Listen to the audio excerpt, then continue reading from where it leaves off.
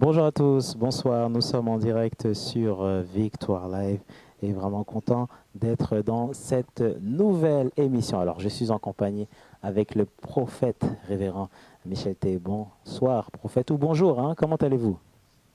Oui, bonjour, frère David. Je vais très bien par la grâce du Seigneur. J'espère vous aussi. Amen, amen, amen. Alors, vraiment très content de vous recevoir sur ce plateau à distance. Alors, il y a quelques jours, quelques semaines, eh ben, Oui. vous êtes venu sur Paris. Alors, déjà, pour avoir des nouvelles, comment allez-vous? Je vais très bien, merci. On était effectivement content d'être avec vous sur Paris il y a quelques semaines en arrière. Et on bénit Dieu de pouvoir avoir cette plateforme et pour continuer d'être sur cette émission avec vous. Amen, amen, amen.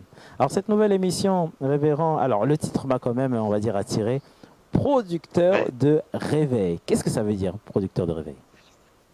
Alors, je disais tantôt que le réveil en soi, parce qu'il faut comprendre ce que c'est que le réveil, afin de comprendre la nécessité de le produire. Le réveil, donc, c'est cet élan donc, pour ramener le cœur du peuple du Seigneur à son Dieu, ramener le peuple de la mort spirituelle, de l'apostasie, et l'emmener dans un nouvel élan de vie, non seulement pour vivre une vie agréable à Dieu sur la terre, mais pour arriver à attirer l'atmosphère divine, l'atmosphère du ciel Oui. sur la terre. C'est comme ça que nous concevons le réveil.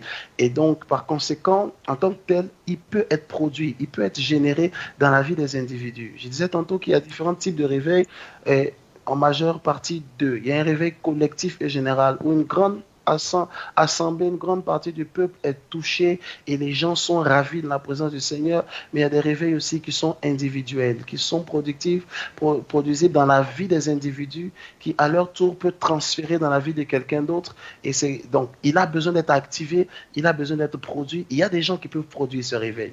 C'est ce que nous voulons être et c'est ce que nous voulons emmener les gens qui sont en contact avec nous à être et à devenir. Voici Amen, donc cette inspiration producteur de réveil. amen. Et cette émission démarre aujourd'hui. Rendez-vous donc tous les jeudis aussi sur les réseaux du révérend Michel T. Alors, révérend, de quoi allons-nous parler aujourd'hui? Alors aujourd'hui, je voudrais parler de ce thème que j'ai intitulé Donne-moi cette montagne. Donne-moi cette montagne est un thème assez atypique, mais qui est tiré d'un texte de la Bible. Tout à l'heure, on va pouvoir le préciser, faire une petite lecture et développer donc ce que ça représente, quelle est cette montagne qu'il nous faut procéder. Amen. Merci beaucoup, révérend, pour ce beau message. Alors, on vous laisse bien sûr toute la place et on vous Amen. posera des questions à la fin de cette émission. D'accord, formidable. Formidable. J'aimerais donc, bien aimé, saluer chacun d'entre vous qui êtes connectés en direct avec nous sur le canal de Victoire Live et surtout les autres réseaux. Je pense que le direct est partagé sur ma page personnelle et autres. Et voilà, nous vous souhaitons à tous et à toutes la bienvenue où que vous soyez en contact avec nous. Nous voulons parler avec vous ce soir, donc à l'occasion de cette émission et de son lancement Donne-moi cette montagne. Nous voulons parler, pardon, porteur de réveil, nous voulons parler brièvement avec vous sur ce sujet que nous avons intitulé Donne-moi cette montagne. Et j'aimerais faire une lecture avec vous en Josué, le chapitre 14. Et nous allons prendre donc le 12e verset, d'accord. On peut y aller pour la lecture. Voilà. Il est écrit, Mhm. donne-moi donc cette montagne Oui. dont l'Éternel a parlé dans ce temps-là, car tu as appris alors qu'il s'y trouve des Anakim Mhm. et qu'il y a des villes grandes et fortifiées. L'Éternel sera peut-être avec moi et je les chasserai comme l'Éternel a dit. On va verset 13. Josué bénit Caleb, fils de Jéphuné, et il lui donna Hébron pour héritage. Amen, amen. Amen. Alors, de quoi il est question dans ce contexte dans lequel nous lisons ce texte? Voyez-vous, lorsque le peuple d'Israël était sur le point de sortir donc de l'Égypte, Dieu a suscité un homme appelé Moïse, qui était donc l'instrument du Seigneur pour faire sortir le peuple d'Israël dans le désert de l'Égypte pour les emmener à Canaan. Mais ils sont passés par le désert, qui a été une étape assez cruciale et assez décisive dans la vie de ce peuple. Malheureusement, beaucoup de personnes qui étaient sorties donc, du peuple, donc, qui étaient sorties de l'Égypte, sont morts dans le désert sans pouvoir arriver à entrer en Canaan, pour la simple raison que dans ce parcours, ils se sont détournés du Seigneur, pour la simple raison que dans ce parcours, ils étaient dans une attitude de murmure, ils étaient dans une attitude de plainte, ils étaient dans une attitude de se détourner de la présence du Seigneur, et ce, en dépit de tous les miracles ponctuels et continuels que Dieu leur avait accordés. Souvenez-vous que la nuit, ils étaient guidés par une colonne de feu qui les conduisait, et la journée, ils étaient guidés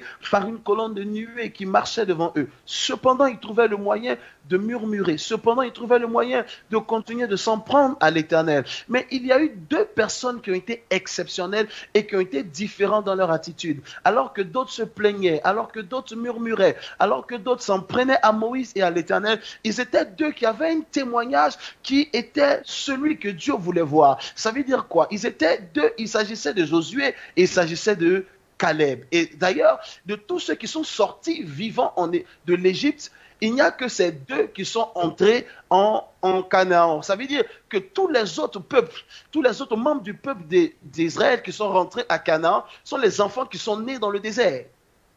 Tous les gens qui étaient déjà matures, qui étaient déjà vivants, quand ils sont sortis de l'Égypte, ils sont tous morts dans le désert. Et c'est les enfants qu'ils ont eus dans le désert qui sont entrés en Canaan, à l'exception de ces deux hommes, Josué et Caleb.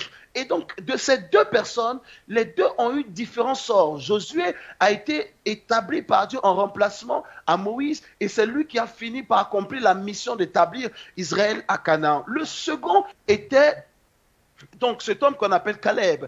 Caleb avait eu aussi une promesse, parce que Josué avait eu l'héritage de l'appel, l'héritage de l'onction et du ministère de Moïse, pour finir ce que Moïse n'a pas pleinement achevé. Caleb, quel était son appel? Caleb, quelle était sa mission? La promesse de Dieu sur Caleb, c'était de lui donner une portion de terre en Israël. Lui donner une portion de terre qui était vaste, qui était grande. Il avait cette promesse, et cette promesse a été établie sur sa vie par le canal de Moïse. Moïse a béni Caleb. Souvenez-vous que lorsque les espions sont partis pour entrer en Canaan, il y avait Josué et Caleb parmi les 12 espions. Et 10 des espions ont rendu un témoignage négatif. Ils ont dit, il y a des géants et il y a des gens dont en face de nous, nous sommes comme des sauterelles et nous ne pensons pas pouvoir conquérir ce territoire. Et cependant, Josué et Caleb ont dit, non, l'Éternel nous a donné le territoire. Il est vrai qu'il y a des géants, mais si Dieu a dit que ce territoire est pour nous, alors ce territoire nous appartiendra. Alors ce jour-là, Moïse a béni Caleb. Il a dit, Caleb, tu auras ton territoire.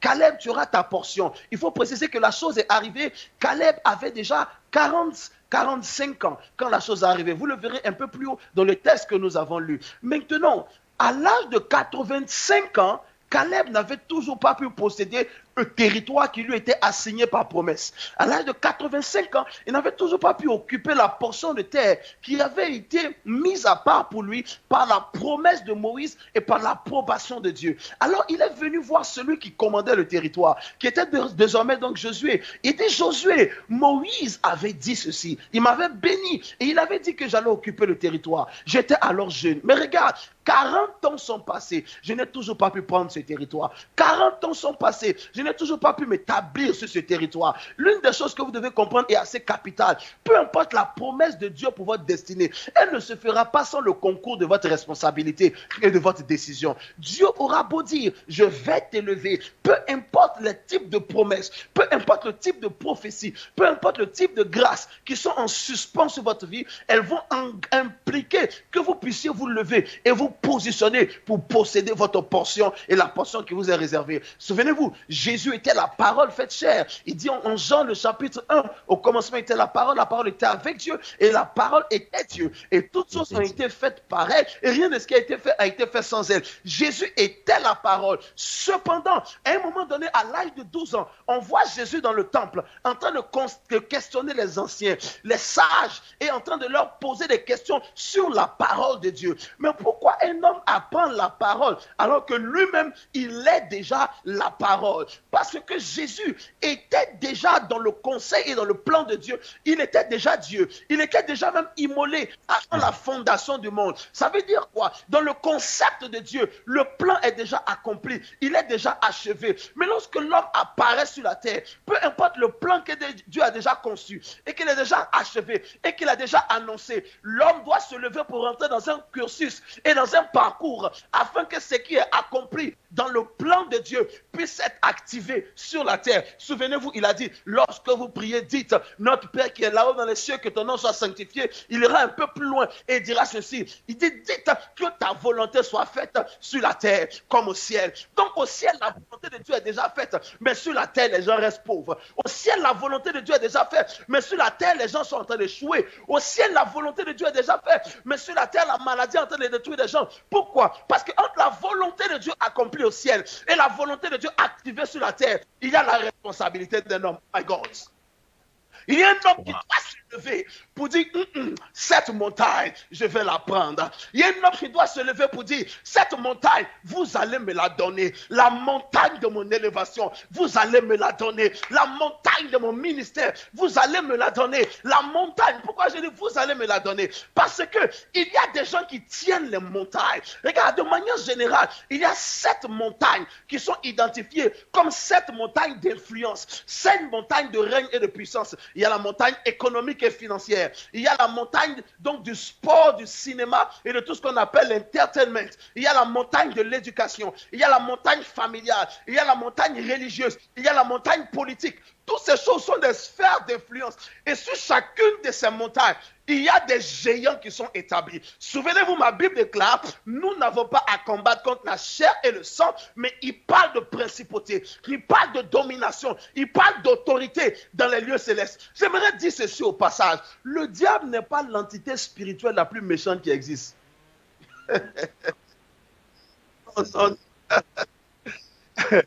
On a l'impression que le diable est le pire des démons, le pire des anges déçus. Il y a des esprits qui sont tellement plus mauvais que le diable que Dieu n'a même pas autorisé qu'ils viennent sur la terre. Ils ont été suspendus dans les lieux célestes.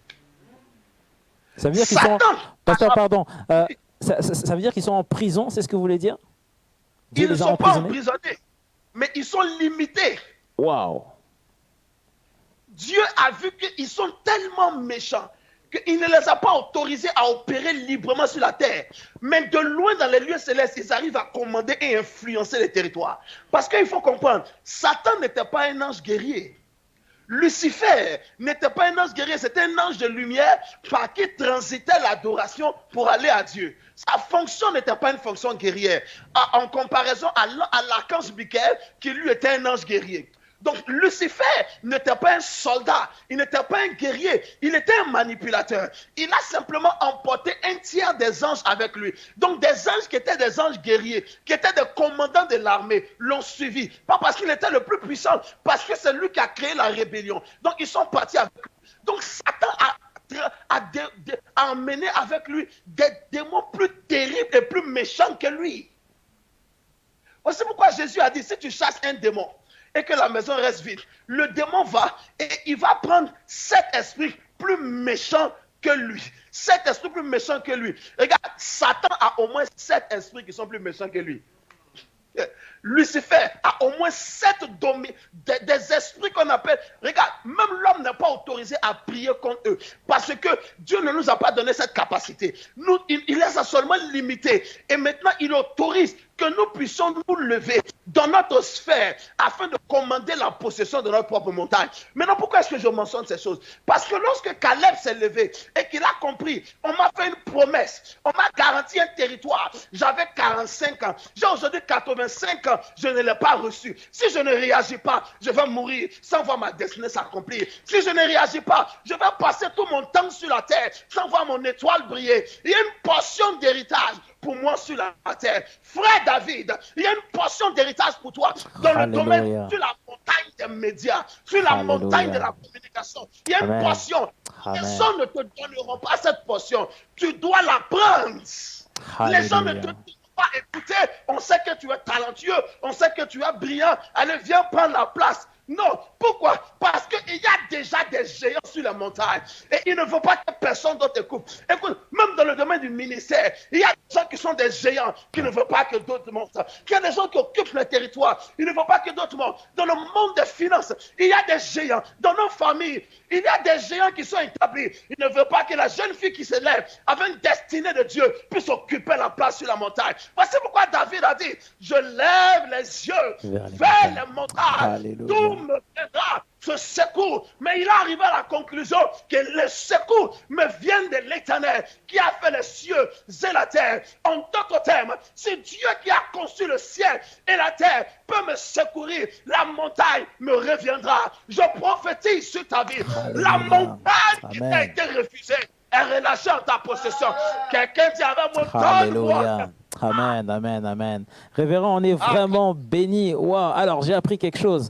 C'est-à-dire, d'où me viendra le secours? Donc, ce secours me vient de l'Éternel. C'est ce que vous voulez dire? C'est ce que la parole nous dit? Exactement. C'est exactement cela. Le secours, pourquoi il y a nécessité de secours? Parce qu'il y a débordement dans la bataille. Il y a des avantages dans la bataille. Le monsieur qui s'appelle Caleb avait une promesse de territoire, mais il était désavantagé parce qu'il y avait des géants, la Bible dit des Anakim étaient sur le territoire. Dieu, tu me donnes un territoire, mais cependant je n'ai pas l'avantage. Seigneur, tu m'as dit que je serais béni, cependant mes poches sont vides, je n'ai pas de revenus, je suis coincé et tu as dit que je serais milliardaire. Maintenant comprendrez que la parole de Dieu est soutenue par la puissance de Dieu. Amen. Si Dieu a parlé, Dieu doit accompagner sa parole de sa puissance. Parce que, écoutez-moi, à chaque fois qu'il y a parole de Dieu, il y a les ténèbres à côté. La terre était informe et vide. Et les ténèbres remplissaient le territoire. Alors l'esprit a commencé à se mouvoir. Et Dieu a dit que la lumière soit. Et la lumière fut. La parole ne pouvait pas être relâchée si la puissance de l'esprit n'était pas dans l'environnement. Simplement parce que si la parole ne rencontre pas le bénéfice et le soutien de la puissance, elle ne peut pas rentrer dans l'expérimentation de son accomplissement. Waouh. Révérend, alors, excusez-moi, parce que là, c'est bon. J'avais prévu de poser des questions à la fin de l'émission, mais là, je vois que non, je suis obligé de poser quelques questions. Voilà, c'est très intéressant. Je rappelle que nous sommes en direct et nous sommes vraiment bénis. Nous sommes avec le révérend Michel T. Révérend, vous avez dit quelque chose, au fait, de très important. Voilà. C'est-à-dire que on doit s'approcher de Dieu. Si je comprends bien, on doit s'approcher de Dieu. Mais je remarque que dans ma vie, à chaque fois qu'il y a une montagne, je tremble. Est-ce que c'est normal? C'est normal, parce que l'homme est sujet à la faiblesse. Ma Bible déclare que Goliath a insulté et méprisé le peuple pendant 40 jours. Personne n'osait même répondre, parce qu'ils étaient terrorisés par la montagne appelée Goliath qui était devant eux. La peur est un sentiment naturel. Ce qui n'a rien de naturel, c'est autoriser à la peur de conduire notre attitude et de manipuler nos actions. C'est en ce moment que la peur devient destructrice. Je peux avoir peur parce que ce qui est devant moi semble trop grand. Mais qu'est-ce que je fais? Je ne me laisse pas conduire par ma peur. Je me laisse conduire par ma foi. La peur, c'est la crainte du mal. La foi, c'est la croyance de la bénédiction. La croyance qui est un espoir. C'est l'assurance que je m'en sors. Donc la peur peut être là. Mais j'autorise à ma foi de surplomber ma peur. Alors les résultats deviennent intéressants et impressionnants. Amen. Alléluia. Amen. Alléluia. Alléluia. On est vraiment bénis, hein, prophète. Hein. Quel message. Hein. Ouais. Mais c'est un message qu'on a besoin d'entendre, hein, en tant qu'enfant de Dieu. Donne-moi cette montagne. Effectivement. Effectivement. Parce que un jour, vois-tu mon frère, j'étais en train de prier et j'étais en train de jeûner. Et puis je disais, Seigneur, écoute, je m'attends à toi. Et je l'ai fait pour 3 jours. Et Dieu m'a laissé finir mes 3 jours de jeûne. Et quand j'étais sur le point de rompre le jeûne, c'est là maintenant que Dieu me dit, il m'a dit, tu sais, Michael, en fait, c'est moi qui m'attends à toi. J'ai dit, mais tu n'es pas sérieux, Seigneur. Si tu m'avais dit ça depuis, j'allais arrêter mon jeûne. Tu m'as laissé me fatiguer 3 jours de jeûne. Il m'a dit simplement, ce n'est pas parce que j'ai un problème avec ton jeûne. C'est que si tu ne te lèves pas pour occuper ton territoire, Tu auras beau prier, mais ça ne marchera pas. Quand tu as fini de prier, par exemple, quelqu'un qui est enfermé dans la chambre, puis dit, Seigneur, sauve les âmes. Mais quand tu as fini de prier, il faut que des gens sortent pour aller sur le terrain. Il faut que quelqu'un aille. Dieu a donné le territoire. Il dit, le territoire est pour vous. Il dit, mais levez-vous pour aller confronter les géants. Si je vous l'ai donné, ça veut dire que je vous ai déjà montré la fin. La parole de Dieu et la promesse de Dieu, c'est la finalité de ta vie. Voici pourquoi la Bible, c'est le seul album qui ne te montre pas les photos de ton passé, mais qui te montre les photos de ton futur. Alléluia. Amen. Wow. Alléluia. Quand tu prends ton album photo de ton mariage, mon frère, tu te souviens des moments de ton passé. Waouh, c'était formidable, le mariage était bien. Mais quand tu ouvres la Bible, il te montre les futurs, les photos de ton futur, de comment les choses seront, de comment les choses deviendront. Donc la parole, la promesse, la prophétie montre l'image de ta finalité.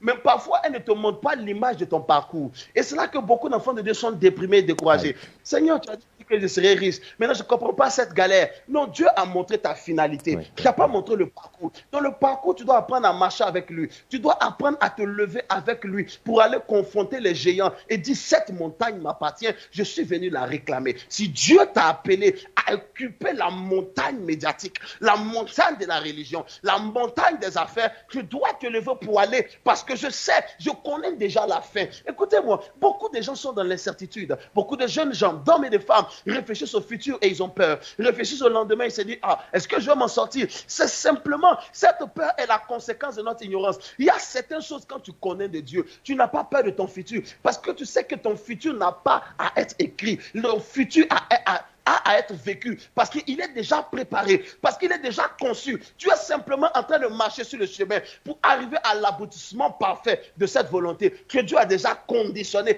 dans sa parole au travers de cette promesse, au travers de cette prophétie pour ta vie. Formidable. Mais il faut maintenant que tu connais la fin. Maintenant que tu connais ton futur, lève-toi. Je ne peux pas dire je sais que cette montagne est pour moi, mais je vais m'asseoir. C'était là l'erreur de Caleb.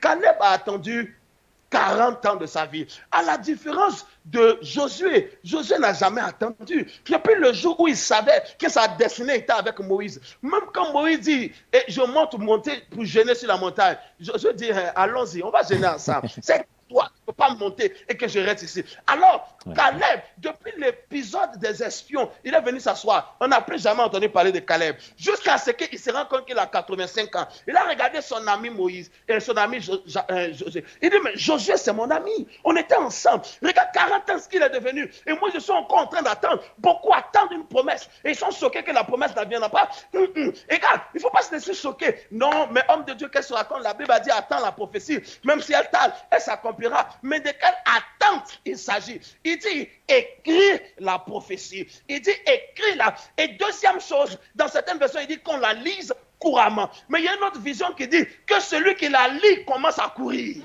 Wow, amen, amen. Prophète, dites-moi, pourquoi on a du mal à comprendre la parole de Dieu? C'est dû à quoi? Pourquoi on a du mal à comprendre la parole de Dieu? Premièrement, est-ce qu'on l'étudie? Parce qu'il faut déjà commencer à l'étudier. Comment l'étudier? Il y a deux niveaux d'étude de la parole. Il y a l'étude intellectuelle et il y a l'étude révélée. Ouais. Parce que la portion de révélation de la Bible est d'abord rattachée à la portion de compréhension intellectuelle. Voici pourquoi la Bible est d'abord logos avant de devenir rhéma. Il faut d'abord que j'ai un minimum d'intelligence pour comprendre la lecture, pour comprendre Jean 3,16, pour lire ma Bible, pour avoir une compréhension intellectuelle du texte et de son contexte. À partir de ce moment, je le relis avec l'accompagnement de l'esprit et la compréhension arrive. Ça, c'est ce qui est de ma responsabilité. M'impliquer dans la lecture, m'impliquer dans l'étude afin de la comprendre. Deuxième chose, il faut se frotter, il faut s'attacher à des gens qui ont acquis une compréhension beaucoup plus excellente que la nôtre à travers le temps et s'appuyer sur leurs acquis pour pouvoir compléter les nôtres. Et le troisième niveau, c'est prier l'Esprit de nous révéler. Il a dit, vous, le Saint-Esprit qui est en vous, vous enseignera toutes choses. Alléluia. Donc, c'est de dire maintenant, Seigneur, j'ai étudié par moi-même, j'ai pu comprendre ce que j'ai pu comprendre et tu m'as aidé à avoir quelques lumières. J'ai écouté tel homme qui a une expérience dans la parole, ça m'a fait du bien. Mais maintenant, Saint-Esprit, viens, enseigne-moi. Et tu vas dormir et l'Esprit va te révéler des choses dans tes rêves. Tu vas regarder la télévision, l'Esprit va te révéler les choses. Il va te dire où ta Bible et l'Esprit va te faire sortir des choses que tu as lues depuis des années, mais que tu n'as jamais conçues. Il est assez capital de s'attacher à cette parole et de la prendre, de la comprendre, de la chérir, de la nourrir, de la développer, parce que c'est le ciment ou c'est la matière première de la création. Dieu n'a pas créé avec l'onction, Dieu a créé avec la parole. Dieu n'a pas créé les paroles de connaissance avec les révélations. Dieu a créé avec la parole. Donc, peu importe l'onction, peu importe la prophétie, peu importe les paroles de connaissance, formidable. Mais ce que Dieu utilise pour créer un homme, c'est la parole. La croissance dans la grâce est rattachée à la parole. Paul pouvait dire, il dit que la connaissance de Dieu vous soit multipliée et il rattache maintenant la multiplication de la connaissance de la parole à l'augmentation de la grâce. Il dit maintenant que la grâce vous soit donnée et soit ajoutée à votre vie par la connaissance de la parole. Plus tu connais la parole, plus la dimension de grâce que tu portes augmente. Amen, amen, amen. Alors, prophète, je regarde les réactions. Oui, pardon, excusez-moi, prophète. Je regarde juste les réactions sur les réseaux sociaux et on me pose une question. Voilà, donc c'est un auditeur qui dit comme quoi, est-ce que la parole de Dieu est considérée comme des vitamines? C'est-à-dire que si je lis la parole de Dieu, eh ben, je suis en forme. Maintenant, si je ne lis plus la parole de Dieu, mes batteries se déchargent. Est-ce que c'est un peu ça? Je comprends ce que la personne veut dire, mais la parole de Dieu n'est pas une vitamine. Une vitamine, c'est tout ce qu'on prend comme complément alimentaire pour fortifier sa vie. Or, la parole de Dieu, c'est la vie elle-même. Il faut d'abord être vivant avant de prendre une vitamine. Amen. Donc, si la parole de Dieu n'est pas votre vie et qu'elle est votre vitamine, vous n'allez pas aller bien loin. Parce que quelqu'un doit être d'abord vivant avant de prendre une vitamine. La vitamine, c'est un complément, ce n'est pas un essentiel. Ah, waouh, waouh, waouh. Vous voyez ce que je veux dire? Amen, amen, amen. C'est une très belle réponse, hein, prophète. Alors, il nous reste à peu près 2 minutes avant de clôturer l'émission. Est-ce que vous avez d'autres choses à ajouter, prophète? Ce que je voudrais dire à quelqu'un, c'est que lève-toi et prends cette montagne. Il y a une montagne pour ta vie. Il y a une montagne pour ta destinée. Il y a une promesse. N'attends pas 40 ans. N'attends pas de vieillir. N'attends pas de mourir. N'attends pas de disparaître. N'attends pas. Lève-toi. Y a-t-il un rêve dans ton cœur? Lève-toi, possède cette montagne. Y a-t-il une parole que Dieu a donnée? Lève-toi et possède cette montagne. Comment tu commences à posséder cette montagne? Première chose, il y a une prise de conscience dans mon cœur. J'ai perdu trop de temps. Il y a une prise de conscience dans mon cœur que je suis à la traîne par rapport à ce que Dieu m'a dit. Il faut d'abord comprendre et savoir, il y a quelque chose de Dieu qui a été dit. Il y a quelque chose de Dieu qui a été annoncé. Il y a quelque chose de Dieu qui a été prophétisé. Il y a quelque chose de Dieu qui a été promis dans l'espace de ta vie. Quand tu es conscient de cela, maintenant tu te réveilles. Je ne peux plus attendre. Il faut que j'occupe l'espace. Deuxième chose, quand tu as compris que tu ne peux plus attendre, il faut que tu te lèves. Maintenant, la seconde étape, c'est l'étape de la guerre. C'est l'étape de la bataille. Il doit avoir une guerre. Ma Bible déclare, il y eut guerre dans le ciel. Pourquoi? Parce que quand on verrait Ézéchiel, le chapitre 28, qui est un individu qui parle et qui dit, je monterai sur la montagne du Très-Haut où je le renverserai. Il y a une guerre au ciel. Pourquoi? Parce qu'un homme voulait prendre la montagne de l'Éternel. La montagne, le trône d'élévation de Dieu. Il dit, je vais aller le prendre. Il s'appelait Lucifer. Alors, il devait avoir guerre pour que la montagne soit prise ou soit conquise. Si tu dois garder ta montagne ou tu dois conquérir ta montagne, il doit y avoir une guerre. Mais quelle guerre? Première guerre, la guerre de la prière, la guerre de la consécration, la guerre de l'ami. Parce qu'il y a la prière dévotionnelle, il y a la prière pour entretenir ton niveau spirituel. Mais ce n'est pas suffisant. Cette prière n'est pas suffisante pour t'emmener au maximum et au point culminant de ta destinée. Cette prière qui change les destinées, c'est la prière qui sont dans la dimension de la guerre, où tu restes là-bas. Avez-vous remarqué quand vous allez en guerre, vous n'arrêtez pas jusqu'à ce que vous avez vécu l'ennemi ou que vous soyez vaincu. Ce n'est pas la prière, Seigneur, merci, je te recommande ma journée. Seigneur, je vais dormir, protège ma maison. Ce n'est pas, Seigneur, je suis dans ta présence. Non, ce n'est pas dès le matin, les oiseaux chantent. Mon ami, les oiseaux chantent et le diable est en train de te détruire. Les oiseaux chantent et ta destinée n'avance pas. Tu dis non, c'est parce qu'en Afrique, il y a les sorciers.